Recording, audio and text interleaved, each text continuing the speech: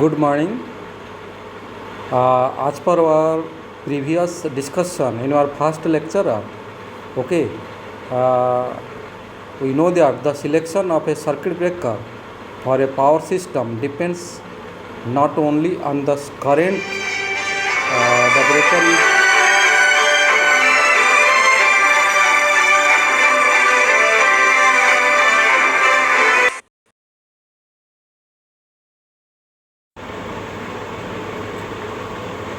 okay.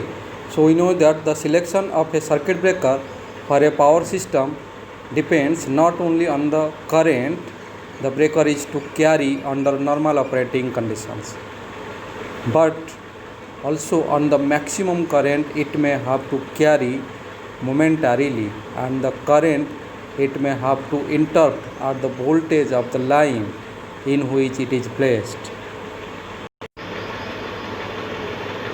So the problem of calculating the initial current when a system is short circuited, okay, consider what happens when an AC voltage is applied to a circuit containing constant values of resistance and inductance.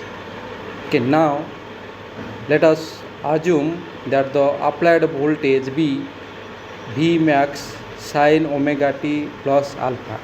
Okay, we are assuming here, okay, that the voltage is V max sin omega t plus alpha, okay, when t is 0 at the time of applying this voltage. Okay, then if t is 0, what will happen? The voltage will be V max sin alpha because omega t value will be 0. Then that means when we are applying the voltage, if the value of the time t is 0, then at the time the alpha determines the magnitude of voltage when the circuit is closed. So if alpha is what? If alpha is 0, then the instantaneous voltage.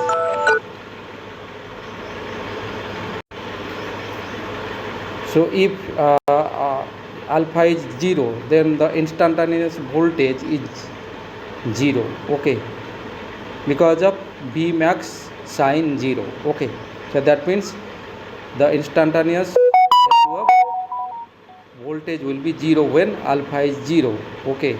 And if the instantaneous voltage is 0, that means, okay, and suppose it is increasing in a positive direction when it is applied by closing a switch at alpha is 0, then what will happen? If the voltage is at its positive maximum instantaneous value, then alpha is what? Pi by 2, okay. So when alpha is pi by 2, then the voltage is at its positive maximum instantaneous value, okay. So now we can write that the differential equation of V max sin omega t plus alpha is what? We can write V max sin omega t plus alpha is Ri plus L di by dt, okay. We can tell this is equation 1. Then the solution of this equation will be, the solution to equation 1 will be what? We can write I is V max divided by Z mod, okay, then whole into, or that means the bracket start, sin omega t plus alpha minus theta, then minus epsilon to the power minus RT by L sin alpha minus theta bracket n. So this is equation 2. We can consider this as equation 2, okay. Here what is Z mod? That is Z mod is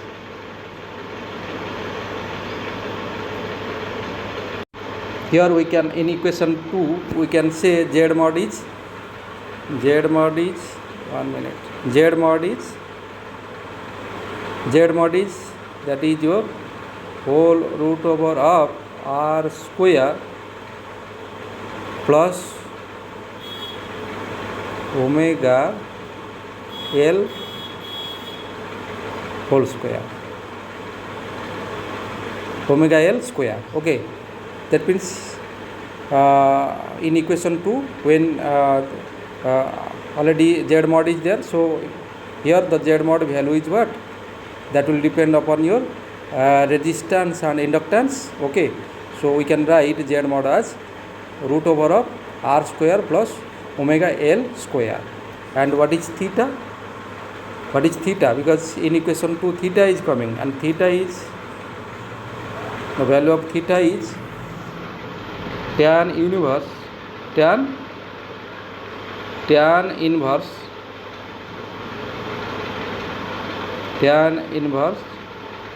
omega L by r. Okay, so this is the value of theta. Okay, that means theta is tan inverse of omega L by r. Okay, are you agree with me that theta value will be tan inverse of omega L by r? Yes or no? When Z mod is r square plus omega L square, then obviously the value of theta will be tan inverse omega L by r.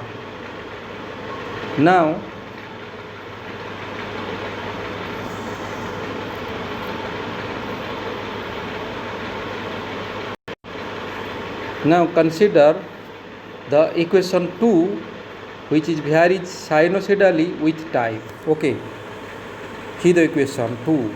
This will be varies sinusoidally with time, and the second term is non-periodic and decays exponentially with a time constant L by r. Okay, in our equation 2, I am talking about the second part of the equation 2. Okay, so that means when I am considering the second term, it is non-periodic, and according to that second part of the second equation, okay, that will be decays exponentially with the time constant L by r. And this is non-periodic term is called the DC component.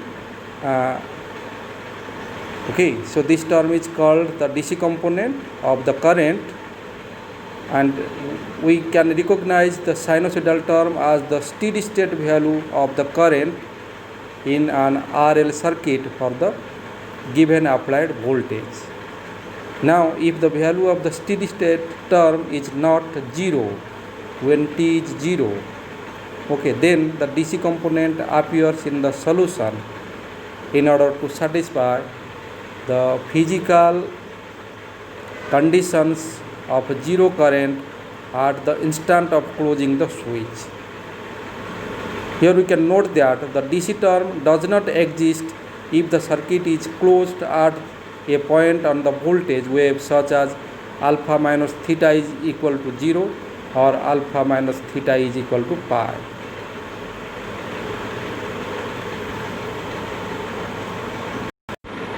Here see the figure A, which shows, see the figure A. This figure A shows the variation of current with time, okay, according to equation number 2, when alpha minus theta is 0. If the switch is closed at a point on the voltage wave such that alpha minus theta is equal to plus minus pi by 2, the DC component has its maximum initial value, which is equal to the maximum value of the sinusoidal component. Okay, here see the figure 2 or figure B. Figure B shows that the current versus time when alpha minus theta is equal to minus pi by 2. Okay, the DC component may have any value from 0 to V max by Z mod, depending on the instantaneous value of the voltage when the circuit is closed and on the power factor of the circuit. Okay, at the instant of applying the voltage, the DC and steady state components always have the same magnitude but are opposite in sign in order to express the zero value of current then existing. Okay,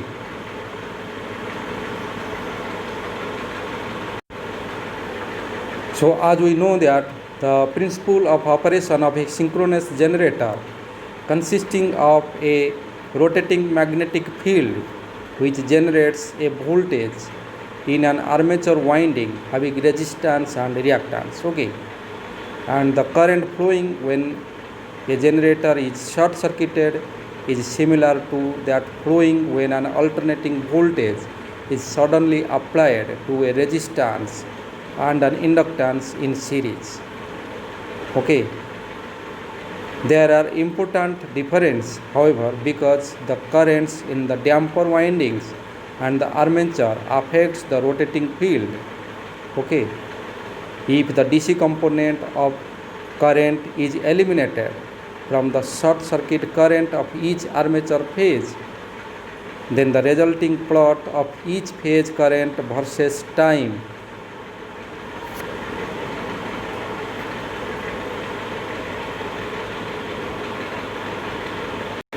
as per our figure 1, okay, or figure A shows the difference between applying a voltage to the ordinary RL circuit and applying a short circuit to a synchronous machine. Okay, and here we can tell that there is no DC component in either of these figures, yet the current envelopes are quite different. So in a synchronous machine, the flux across the air gap is not the same at the instant the short circuit occurs as it is a few cycles later. So the change of flux is determined by the combined action of the field, the armature and the damper windings or iron parts of the round rotor. So when a fault occurs after that, the subtransient, transient and steady state periods are characterized by the subtransient reactance, which is XD. Okay, and which is XD, the subtransient reactance.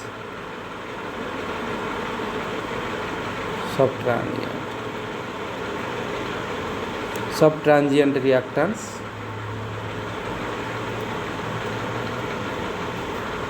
that is XD. Okay, so that means the after a fault occurs, the subtransient, transient and steady state periods are characterized by the subtransient reactance XD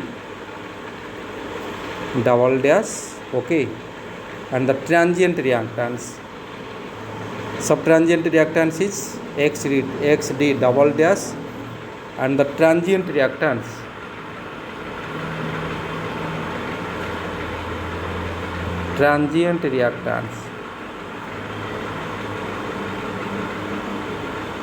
which is XD dash,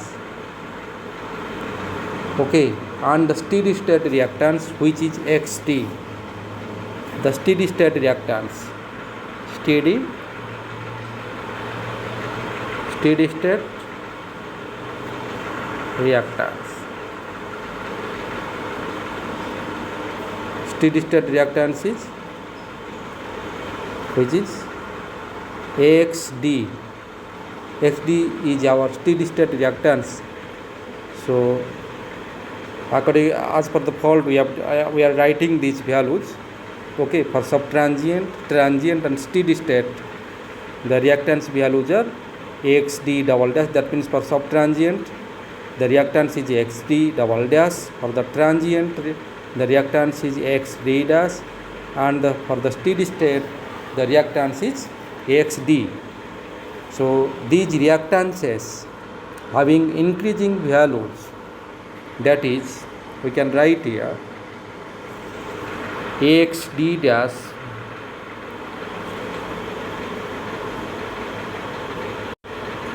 we can write here that is XD double dash less than XD dash less than XD.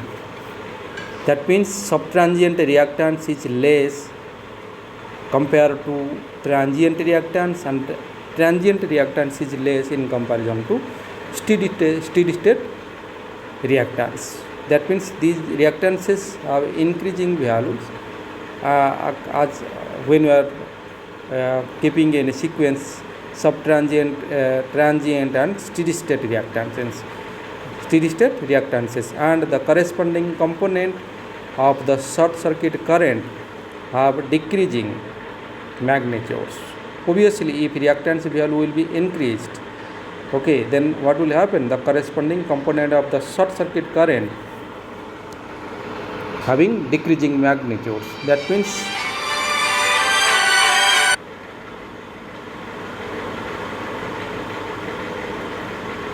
that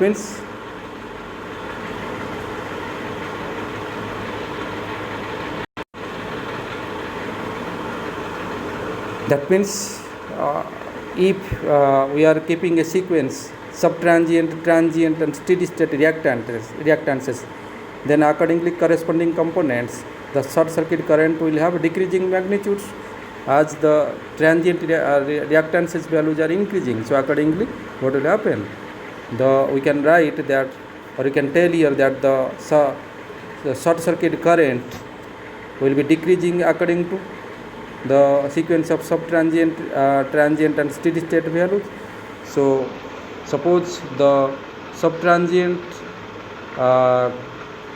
due to the reactance of subtransient or due to the reactance of XD double dash, the current is I double dash, okay, I double dash mod, and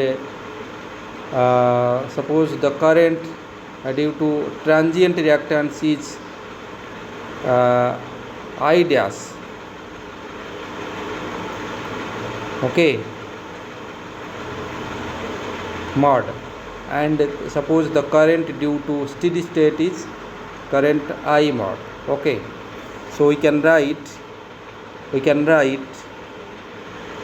that I double dash mod is greater than I dash mod is greater than I mod, okay. We can write in this way.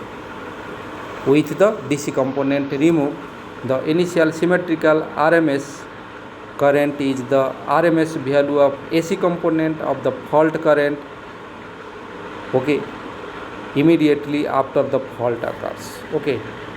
So when you are talking about the analytical work, okay, the internal voltage to the machine and the substation and the subtransient, transient and steady state currents may be expressed as phasors, okay, when you are talking about the analytical work, okay, for internal voltages to the machine, to the alternator, okay. So we can tell here that the voltage induced in the armature winding just after the fault occurs differs from that which exists after the steady state is reached. We account for the differences in the induced voltage by using the different reactances, which is XD double dash, XD dash and XT in series with the internal voltage to calculate currents for subtransient, transient and steady state conditions. So if a generator is unloaded when the fault occurs, or when the fault is occurring, the machine is represented by the no load voltage to the neutral in series with the proper reactance, okay. We have this thing I think you may have learned in your electrical machine, okay. So the resistance is taken into account if greater accuracy is desired, and if there is impedance external to the generator between its terminal and the short circuit, then the external impedance must be included in the circuit, okay. So here we can tell that, or we have that examine that the transient for machines carrying a load in the next section, okay. So although the machine reactances are not true constants of the machine and depends on the degree of saturation of the magnetic circuit. Okay, so therefore their values usually lie with certain limits and can be predicted for various types of machine. Okay.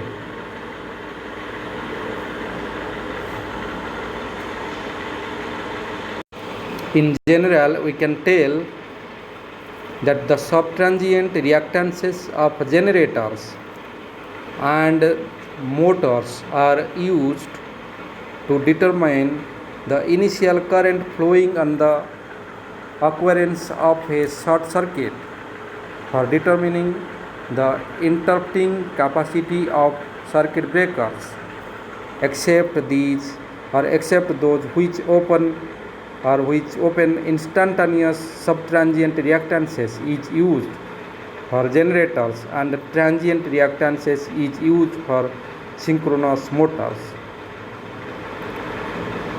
In IED we have to study the stability study. So when we are going to the stability studies, okay, or when we are trying to study the stability of the system, where the problem is to determine whether a fault will cause a machine to lose synchronism with the rest of the system. If the fault is removed after a certain time interval, transient reactance apply. Okay.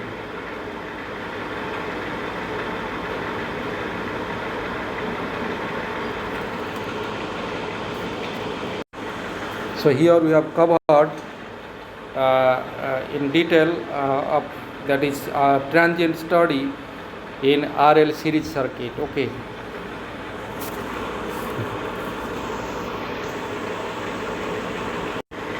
In our next lecture, we have to discuss about internal voltages of loaded machine under fault conditions. Okay. Here in this discussion, just we have talked about the unloaded generator or unloaded machine. Okay, when a fault is happening, okay, or under fault conditions, we have discussed about the unloaded generators. Okay, when the load is not connected to the generator. Okay, and we have talked about the transients in RL series circuit. Okay, we have discussed briefly on that. Okay, we have assumed the voltage, applied voltage time t is equal to 0. Then we have written the equation by considering alpha only. Then at the time of 0, when we are applying, we are talking there when alpha is 0 and alpha is pi by 2. What is the voltage value? Okay. As we have assumed the voltage is V max sin omega t plus alpha. So based upon alpha, again we have talked that when alpha is 0, the instantaneous value of the voltage will be 0 also there, and when alpha is pi by 2, the instantaneous voltage will be maximum there. So these things we have discussed, okay, in the transient in RL series circuit. Okay, now in our next lecture, I think for this lecture I don't want to discuss about internal voltage of loaded machines under fault conditions briefly, because I think I have to complete my lecture in this moment. Okay, and if I want to talk about the internal voltage of loaded machine, okay, under fault conditions, it will be a big topic, so it will not, I can't complete this within 5 to 10 minutes. So as I want to prepare a half an hour video lecture, so I want to end my lecture here. Okay, so in my next lecture I will discuss briefly on internal voltages of loaded machines under fault conditions. Means when the machine or alternator will be loaded. Okay,